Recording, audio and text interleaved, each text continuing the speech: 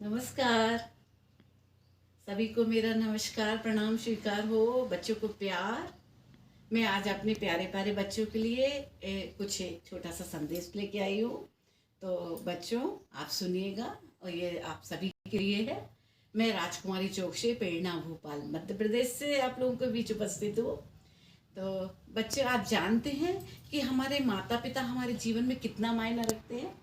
तो एक उसी के संदर्भ में मैं आपको कुछ कहना चाहूँगी। सबसे पहले मेरी एक पहली पुस्तक निकली थी संस्कार की विरासत, ये आपके सामने है। तो ये संस्कार की विरासत मेरे पिताजी पे लिखे हुए संस्मरण है। तो इस पुस्तक का नाम संस्कार की विरासत क्यों? क्योंकि जो संस्कार होते हैं वो उस जन्म जन्म हमारे साथ चलते हैं और जन्म के बाद भी चलते हैं।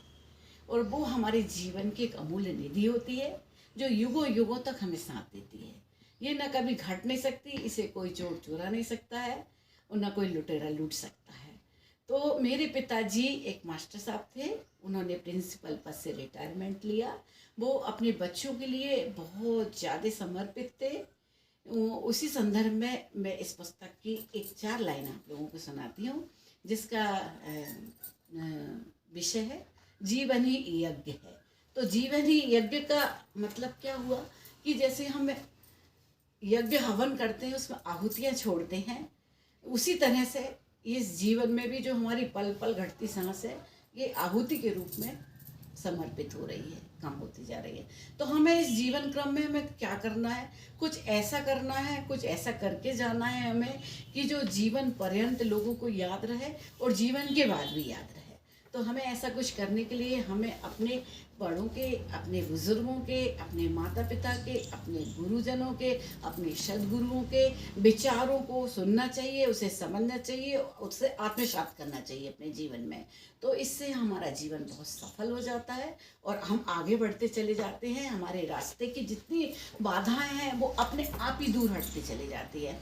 तो कुछ 4 लाइन में अपनी किताब की सुना रही हूँ। इसका टॉपिक है इस चैप्टर का जीवन ही यज्ञ है। हवा के झोंकों के साथ दाल की पत्तियां कहां से कहां उड़ जाती हैं। नदी की धार के साथ बहता हुआ तिनका गंगोत्री से गंगा सागर तक पहुंच जाता है। चिड़िया जो 7 समंदर अपने पंखों से पार करती रहती है, मनुष्य जीवन भी उससे भिन्न नहीं है। हमारे पिताजी का जन्म एक साधारण परिवार में हुआ था, किंतु उनकी मृत्यु उनके सत्कर्मों के कारण किसी सम्राट के मृत्यु संस्कार के समान भव्य और दिव्य थी। बचपन से ही उन्हें सेवा सुसुता का बहुत शौक था। उन्होंने हमेशा अपने माँ बाप व भाई बहनों की, समाज की बहुत सेवा की है। उन्हें कभी भी किसी तरह की कोई परेशानी नहीं होने दी। उनकी ज्ञान ग्रहण शक्ति, समझने की प्रतिभा, स्मरण शक्ति और उनका तार्किक ज्ञान सराहनीय था।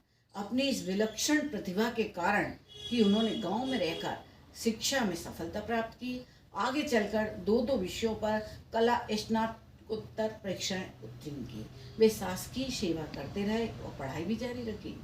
अनुशासन में कठोर थे, किंतु अभावग्रस्त, जरूरतमंद और पीड़ित मानवता के लिए वो दया के समुद्र थे।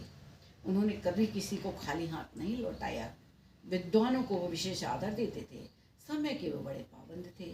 उन्होंने अपने जीवन में श्रम और समय का सदैव आदर किया। बच्चों इस 2 लाइन को ध्यान से सुनिए कि श्रम और समय, क्योंकि समय ही सोना है, समय सोना है, इसे हमें व्यर्थ नहीं गंवाना है और हमें श्रम करते रहना चाहिए, परिश्रम करते रहना चाहिए। बिना परिश्रम के कुछ नहीं होता, क्योंकि कर्म ही प्रधान है। कर्म तुम्हारे अच्छे हैं तो किस्मत तुम्हारी दासी है, मन तेरा साफ है तो घर में मथुरा काशी है। किसी कवि की ये 2 लाइन में आप लोग समझ सकते हैं कि घर में मथुरा काशी है। उनका संपूर्ण जीवन एक पवित्र गाथा है जिसे अनुभव किया जा सकता है। आज हमारे परिवार का जो स्वरूप है वह हमारे पिताजी का हम सभी के प्रति स्नेह, ममता, समता व संस्कार का उपहार है। और इसी अनुभव के आधार पर ही यह संस्कार की विरासत हमें मिली, जो घर परिवार एवं समाज के लिए मार्गदर्शक साबित होगी, ऐसा मैं मानती हूँ। मैं अपने पिताजी को अपना आदर्श पुरुष मानती हूँ। उनके जीवन मूल्यों पर ही मैंने अपने जीवन को गतिशील बनाने का प्रयास किया है। उनके जीवन के 3 शाश्वत मूल्य थे: धर्मनिष्ठा, श्रमशीलता व दान। धर्म, श्रम व दान, इन तीनों दैविक मूल्यों पर वे आजीवन चलते रहे। अपने धर्म का सदैव पालन करते हुए उन्होंने सभी धर्मों का आदर किया। वे जीवन में घटित होने वाली घटनाओं को सहज भाव से स्वीकार करते थे।